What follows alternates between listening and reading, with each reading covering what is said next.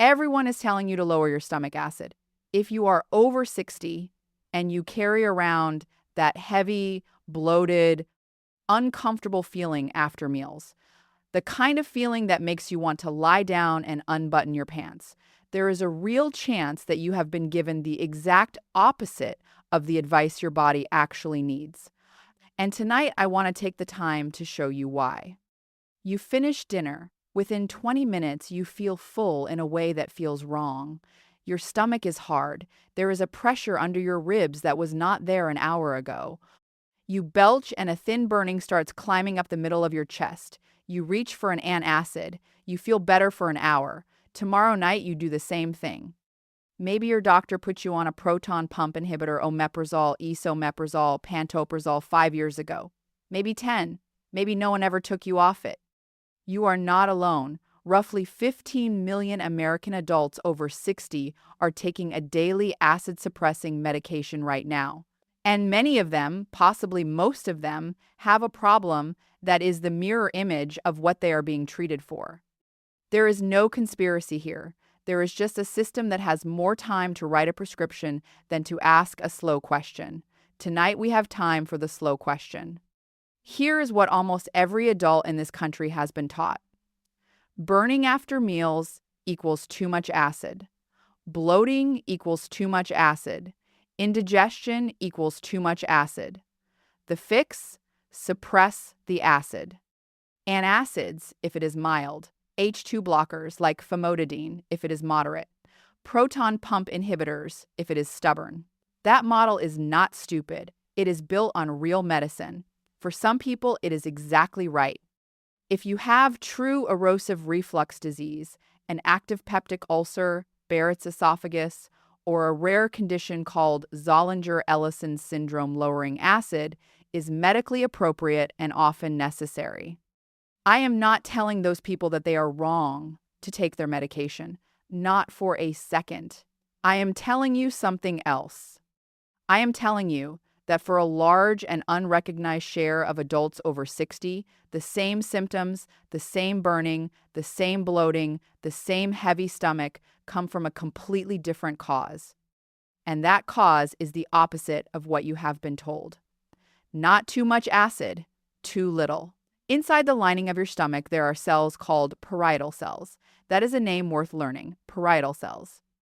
Their only job is to pump hydrochloric acid, HCl, the same acid that turns a piece of steak into a paste your gut can absorb into the stomach when food arrives.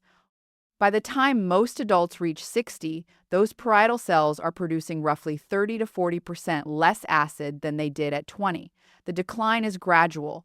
You do not feel it on a Tuesday in your 50s and then differently on a Wednesday. It moves over years. A 2015 review in the journal Gut estimated that somewhere between 20 and 40% of adults over 60 have measurable hypochlorhydria. That is the medical term. Hypochlorhydria, low stomach acid. Many of these adults have never been tested for it. Most of them have been treated as if they had the opposite problem. And here is the line that almost no one explains in a regular appointment. Low acid and high acid feel similar from the outside. They produce many of the same sensations. The reason is mechanical. When you do not have enough acid to break down a meal, especially a protein-heavy meal like meat, eggs, or beans, the food sits in your stomach. It sits and it ferments. Fermentation produces gas. Gas creates pressure. Pressure pushes upward against the valve between your stomach and your esophagus, the lower esophageal sphincter. That valve, which is already weaker with age, opens. What comes up is not strong acid burning your esophagus. It is weak acid mixed with fermented, undigested food. It still burns. It still feels like reflux. It is not the reflux you were told it was. Suppressing the acid further with an antacid with a proton pump inhibitor gives short relief because it neutralizes whatever weak acid is rising. And it makes the underlying problem worse because now the food sits in your stomach even longer. You can be on a daily medication for 10 years and never feel better than 90 minutes at a time. The cycle never closes. If you are following this and you can feel something quietly clicking into place, subscribe. There is more in this video, and the next one builds on it. I do not want you to lose the thread. Let me give you a picture that will help all of this hold together for the rest of the video. Picture your stomach as a workshop. Inside that workshop, the workers, your parietal cells, are still on shift. They have not retired, they have not died. They are still capable of doing their job. What has gone quiet, slowly, year by year, is the bell at the front of the shop. The bell that tells the workers, a job has arrived. When you eat, your body is supposed to ring that bell. The bell ringing tells the workers to crank up the acid pumps and get the protein broken down. As you age, the bell rings more faintly. Sometimes it does not ring at all. The workers stand there, the food sits there, nothing happens. This is why your meal feels stuck. This is why the bloating starts within 20 minutes of finishing dinner. The workers are fine, the bell is what is broken, and tonight we are going to ring it again. The bell is a chemical signal. The signal that rings it the loudest, the most reliably, across every adult who has been studied, is bitter. Bitter taste. Bitter compounds. Specifically, bitter compounds activating receptors called TAS2R bitter taste receptors. These receptors were thought for decades to live only on the tongue. We now know from work published in the journal PNAS in 2011 by Jansen and colleagues that these same receptors live throughout the lining of your stomach itself. When a bitter compound hits them, two things happen. First, your vagus nerve, the long nerve that runs from your brain to your gut, fires a signal. Second, a stomach hormone called ghrelin is released. Together, these signals tell the parietal cells, the workers, that a meal is coming. The pumps turn on, the bell rings. What follows is worth slowing down for. In the 30 minutes after bitter taste hits your tongue and your stomach, your body does 5 things in sequence. First, hydrochloric acid output increases. Second, bile flow from the gallbladder increases. Bile is what breaks down fat. As you age, your gallbladder gets sluggish too.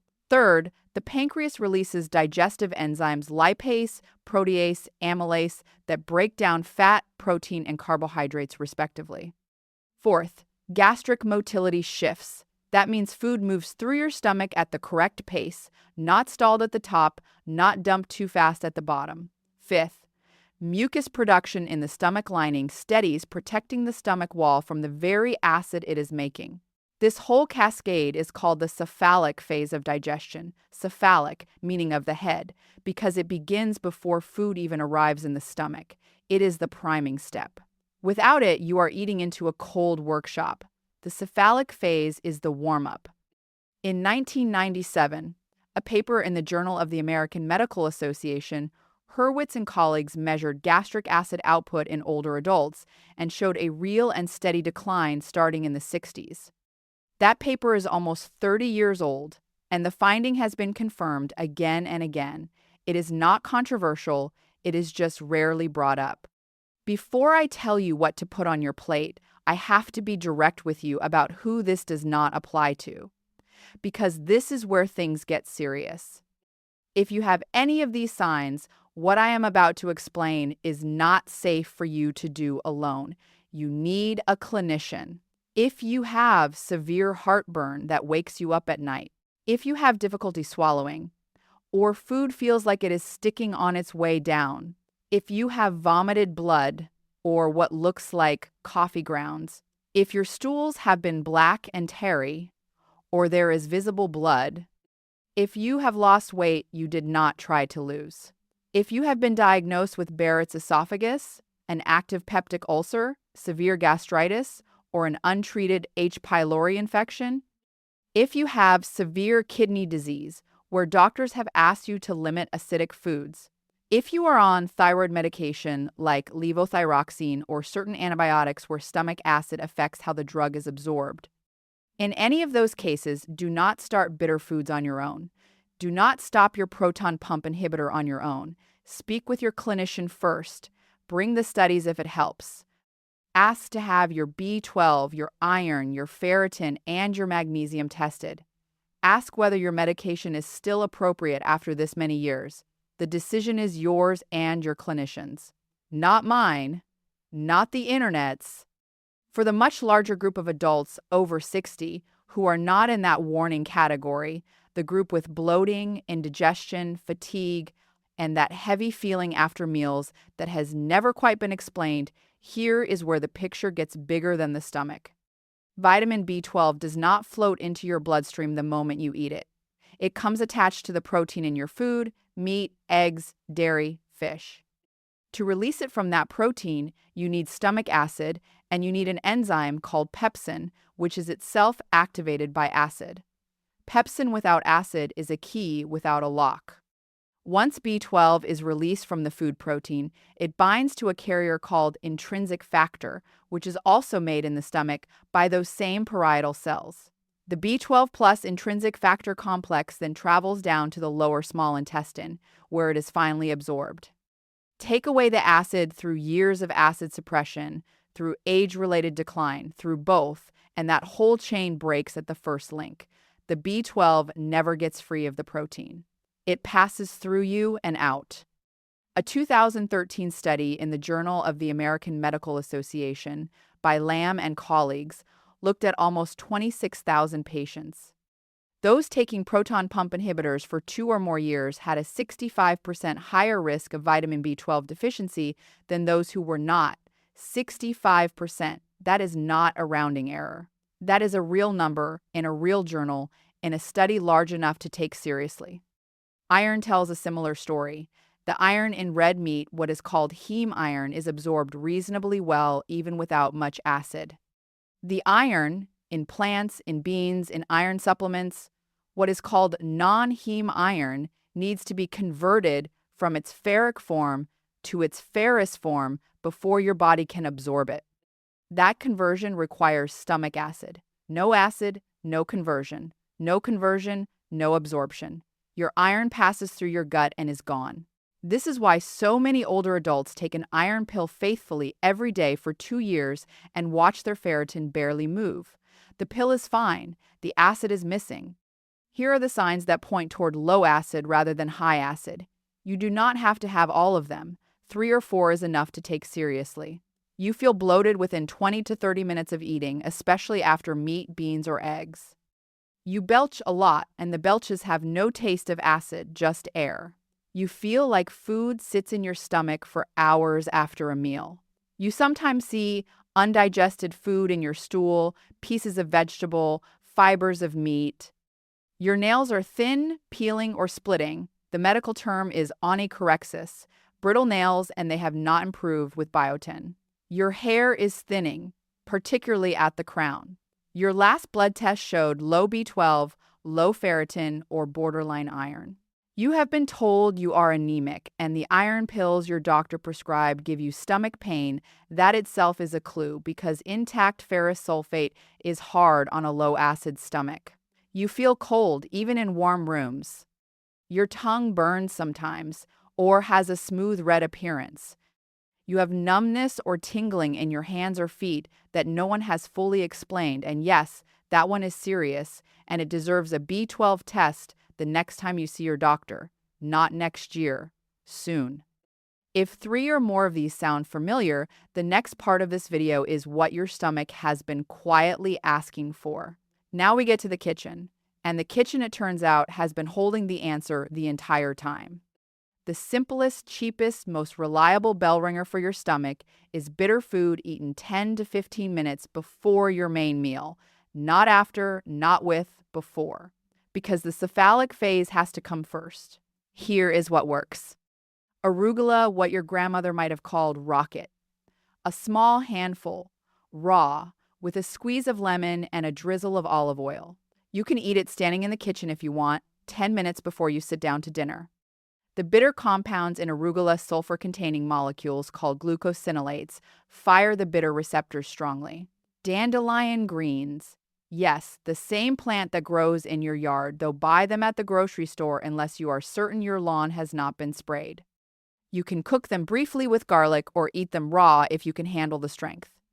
Dandelion has been used as a digestive aid for at least 1,000 years. The tradition turned out to track real biology. Dandelion bitterness activates the same TAS2R receptors we have been talking about. Endive, escarole, radicchio, chicory, the bitter European salad greens, any one of them. A small bowl before dinner does more than a multivitamin.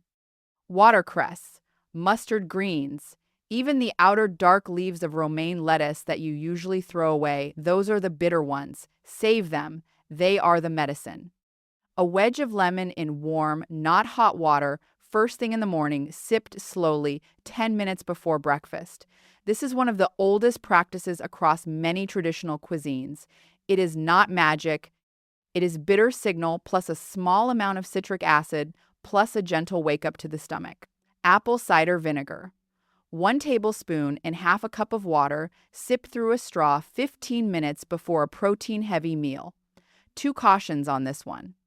If you have a history of esophageal sensitivity, even diluted vinegar can irritate. And if you are on certain blood sugar or potassium-altering medications, speak with your clinician first. For most adults, this is one of the more reliable acid-priming tools you have access to without a prescription. Artichoke globe artichoke, especially the heart and the leaves. There is a compound in artichoke called cynarin, and it does double duty. It stimulates bile flow as well as gastric activity. A small artichoke salad or even an artichoke leaf tea, 15 minutes before a fatty meal, can change how that meal sits in you. Bitter melon, common in many Asian and Caribbean kitchens, used widely for digestion long before anyone started talking about blood sugar. Both effects share the same bitter mechanism. A 2015 review by McMullen and colleagues in the journal Evidence-Based Complementary and Alternative Medicine called the case for bitters a paradigm shift in how we understand digestive support. The science is not new, it is just not on the prescription pad. The food matters. The habits around the food matter just as much. Sit down, slow down, chew, until what is in your mouth feels closer to liquid than solid. The cephalic phase needs time to do its job. Give it 5 or 6 minutes of slow, deliberate eating before you swallow the first piece of protein. Drink less water during the meal. Not none, just less. The image is simple. If your stomach is already trying to make acid with a faint bell, do not pour 2 glasses of water into the workshop while the workers are setting up. Sip if you must. Save the bigger drinks for 30 minutes after the meal is done. Eat your protein first. The protein is the part of the meal that most needs acid. Putting it first gives it the strongest acid environment. Avoid eating in the last 3 hours before sleep. Your acid production drops further when you are lying down, and gravity stops helping you. Even a light dinner, eaten sitting up, gives the workshop time to finish before you go horizontal. Walk for 10 minutes after dinner, a short, gentle walk, not exercise, just movement. This helps gastric emptying, the rate at which food moves out of the stomach and into the small intestine, which is often slowed in adults over 60. If you have been on a long-term proton pump inhibitor, do not stop it suddenly.